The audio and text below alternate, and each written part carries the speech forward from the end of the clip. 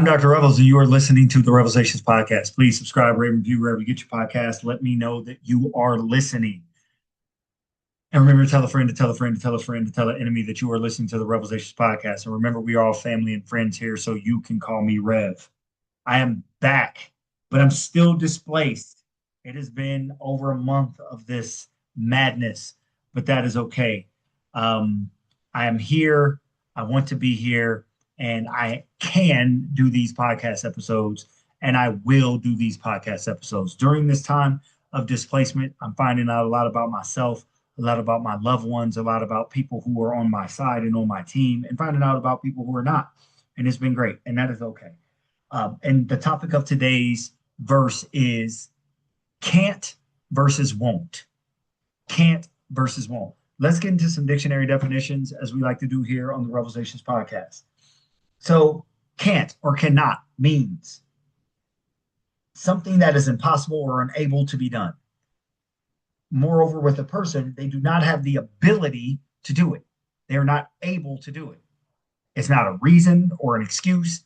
They just cannot do it. They don't have the ability. They are not capable. So, for example, if I said, I want to fly, not with a machine, my body, I want to fly. I cannot fly. I do not have the capabilities. I do not have the wherewithal. I do not have the ability. I have nothing that I can do to make myself fly. And then won't. Won't is will not, means a refusal to do something or a lack of willingness of something that someone can do. So when they can do it and refuse not to do it, that is will not. And why are we talking about this? Because everybody knows what cannot and will not means, the can't and the won't. But I'm on this journey of discovery that oftentimes when we think people will not, they actually cannot. Let's get into it. So, people have been through a lot of turmoil in their lives. I've been through a lot of turmoil in my life. You've been through a lot of turmoil in your life. And it has these impacts on us. Sometimes there's some great things that can come out of some bad situations, and other times there's some terrible things, of course, that can come out of terrible situations. And we can get stuck in our own labyrinth of emotional turmoil or mental, like a mental jail, if you will.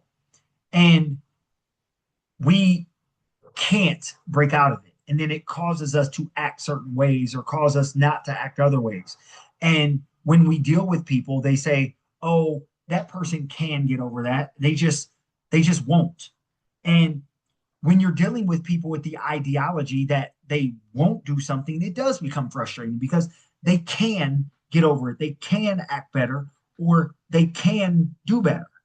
And I don't want to approach people with the won't mentality because if it's only the won't mentality, then we believe that they are unable to do things. And we don't want to think people are at a deficit. But sometimes people have been through so much pain and so much turmoil in their lives that they're it's not really a won't. They may want to do it. And it's not that they're refusing to do it, but they can't do it. They can't say that they love you. They can't reach out to you. They can't mend the fence because something inside of them is preventing them to do it. It has disabled them to be able to do it. We have people who are selfish individuals.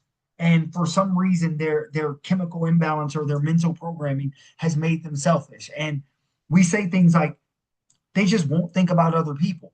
And then I come back and say, well, do they have the ability to? And just because we may have the ability to doesn't mean another person has that same ability. So I believe if we start approaching people from the mindset, not necessarily of the deficit mindset, but that this person is not able to do that, I think we would then extend them a little bit more grace and a little bit more mercy.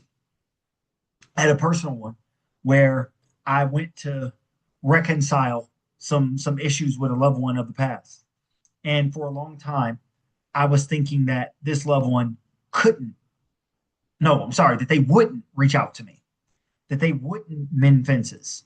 But after going to talk to this person for a couple of days during my hiatus, during my displacement, I found out that it wasn't I won't and I refuse.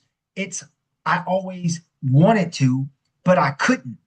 I got trapped in a in turmoil. I got trapped in an emotional state, and I just couldn't break out of it. And I know you can say all it takes is to pick up a phone, or all it takes is a letter, or all it takes is to try, all it takes is to open your mouth. But this person couldn't. They were so trapped by the emotional turmoil that they couldn't break out of it. And when I turned the ideology from the won't to the can't, I reached out. I bridged the gap. And guess what? Once I did, that person now could, because I took my mentality from they won't to they can't. And once I realized that they couldn't or they can't, I extended them grace, I extended them mercy, because there's certain things that I can't do. And I never want to be punished for something or have somebody upset with me about something that they think that I won't do, but in actuality, I can't do. So I want you to look at your life. The people who you are holding a grudge against, are the people you are looking down upon. Are they people who won't do better? They refuse to do better? Or are these people that can't do better? I'll give another example. I have a loved one who has, in the past, struggled with drug and alcohol abuse. And I've hung out with this loved one in their recovery process. And I've gone to some meetings, some Alcohol Anonymous and Narcotics Anonymous meetings with this loved one. And when I first was trying to empathize and sympathize, I thought that drug users were people who don't want to do better. But as I began to listen to story after story, not only from my loved one who's been clean for many, many years, but I've been listening to people who have 1 day clean, 1 month clean, 3 years clean, and have relapsed. It's not that they won't do better, and it's not that they're refusing to give up drugs. It's that they can't. For them, they can't. They can't stop using the drug just as much as I can't fly.